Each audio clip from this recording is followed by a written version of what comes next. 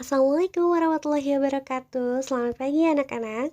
Ya, hari ini adalah pelajaran korespondensi. Karena kemarin kalian sudah mencatat materinya, hari ini Ibu akan menjelaskan materinya secara singkat saja ya. Jadi, apa yang Ibu jelaskan hari ini, jika tidak tercatat di materi yang kemarin, boleh dicatat sekarang ya. Dicatat hal-hal pentingnya saja, oke? Jadi di bab 1 ini kita akan membahas tentang konsep komunikasi kantor. Tapi masih part 1. Nah, nanti minggu depan akan ada lanjutannya lagi di part 2. Oke? Kita langsung saja. Ya, yang pertama ada definisi komunikasi. Seperti yang kalian lihat, komunikasi adalah tindakan yang dilakukan oleh dua orang atau lebih yang berupa proses penyampaian dan penerimaan pesan atau informasi. Nah, jadi komunikasi itu harus dilakukan oleh dua orang. Bagaimana kalau satu orang?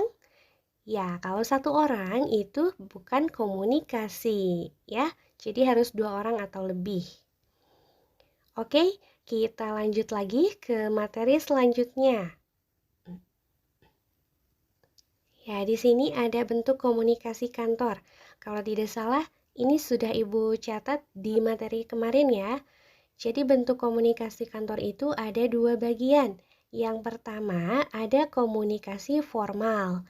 Nah, jadi komunikasi formal itu berdasarkan struktur organisasi, seperti atasan dan karyawan, atau kepala bagian dengan karyawan lainnya, atau juga atasan dan sekretarisnya. Nah, itu harus bersifat formal ya. Yang kedua adalah komunikasi informal. Jadi kalau informal itu kebalikannya, santai, seperti kalian dengan teman kalian ketika sedang bertukar informasi. Oke, kita lanjut ke unsur-unsur komunikasi. Yang pertama, unsur-unsur komunikasi itu ada komunikator. Nah, komunikator itu adalah orang yang memberikan informasi kepada komunikan. Kalau contoh di sekolah, komunikator itu guru ya, yang ngasih materi kepada siswa atau kepala sekolah yang sedang memberi pengarahan. Nah, pokoknya kalau kalian melihat orang yang sedang memberikan informasi atau ngasih materi, dia berperan sebagai komunikator. Nah, sedangkan untuk komunikan itu orang yang menerima informasi itu. Kalau di sekolah contohnya siswa ya.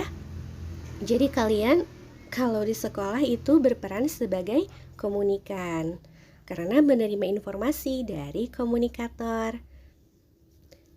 Selanjutnya ada pesan. Pesan itu adalah informasi yang diterima oleh komunikan. Jadi materi yang kalian terima dari komunikator. Misalkan materi yang diterima dari guru, ya. Itu pesannya. Selanjutnya ada media. Media itu alat bantu atau alat peraga yang digunakan untuk memudahkan proses komunikasi. Contohnya kalau di sekolah seperti papan tulis atau spidol atau juga infokus atau komputer, masih banyak alat bantu atau alat peraga lainnya di sekolah. Lalu ada efek. Efek itu hasil atau perbedaan ketika sesudah menerima informasi. Misalkan, dari yang tadinya kalian tidak tahu tentang surat, nah ketika sudah dikasih materi sama ibu korespondensi, kalian jadi tahu, oh surat itu seperti ini, oh korespondensi itu seperti ini. Nah, pokoknya perubahan yang kalian rasakan ketika sebelum dan sesudah menerima materi atau informasi. Nah, yang terakhir ada feedback. Feedback itu adalah umpan balik dari komunikan atau tanggapan dari komunikan ya. Tanggapan kalian terhadap suatu materi itu nanti seperti apa? Nah, itu dinamakan feedback. Oke, selanjutnya ada komponen komunikasi. Komponen komunikasi itu hampir sama dengan unsur-unsur komunikasi. Sebenarnya sama-sama aja. Jadi komunikator itu pengirim pesannya, pesan itu isi atau maksud atau materinya, saluran atau protokol itu adalah media, seperti tadi alat bantu, bisa juga ditambah dengan TV, radio. Nah, itu masuknya ke saluran atau protokol ya. Komunikan sama penerima pesan, feedback sama umpan balik. Sama-sama aja sama unsur-unsur komunikasi ya. Jadi kalian nanti jangan bingung komponen komunikasi itu yang mana. Nah, sama aja sama unsur-unsur komunikasi gitu. Oke? Ya, kita lanjut. Ya, ada jenis komunikasi. Nah, jenis komunikasi itu ini yang harus kalian ingat. Komunikasi verbal dan non-verbal. Kalau komunikasi verbal, itu komunikasi yang dilakukan melalui lisan dan tulisan.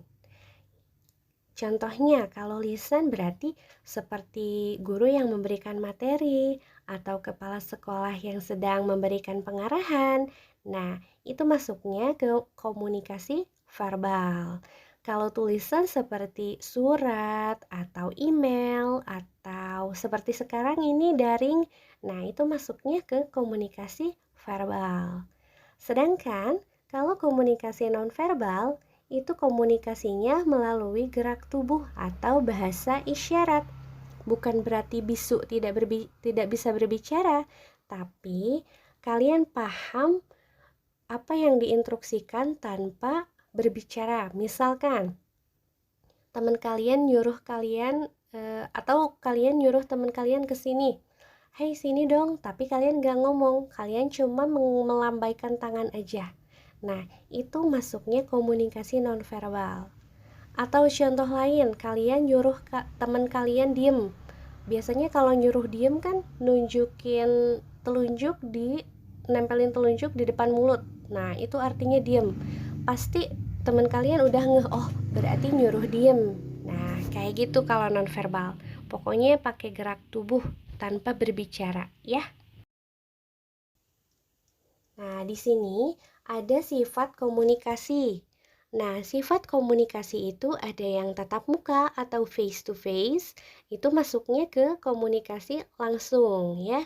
Ada juga yang bermedia, seperti lewat Facebook, banyak kan sekarang atau WhatsApp, atau seperti sekarang juga Ibu sedang memberikan materi, nah lewat media kan. Nah, ada juga verbal yang sudah tadi Ibu jelaskan, yang lisan dan tulisan. Ada juga nonverbal, yang gerak tubuh dan bahasa isyarat. Oke, nah itu sifat komunikasi. Kita lanjut ke proses komunikasi. Proses komunikasi yang pertama adalah penginterpretasian. Nah, artinya proses awalnya. Proses awal komunikasinya bagaimana?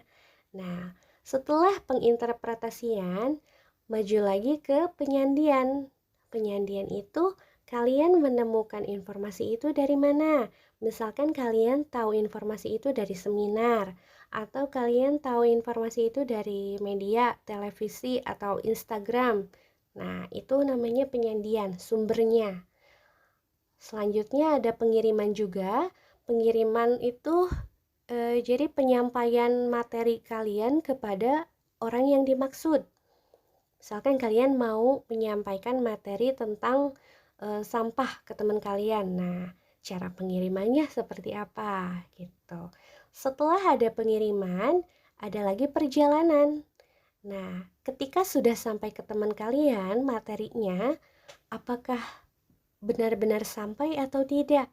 Nah, apakah teman kalian bisa menyampaikan lagi ke teman kalian lagi atau tidak? Nah, seperti itu. Nah, setelah perjalanan, balik lagi ke proses. Terus berproses lagi. Nah, seterusnya seperti itu ya.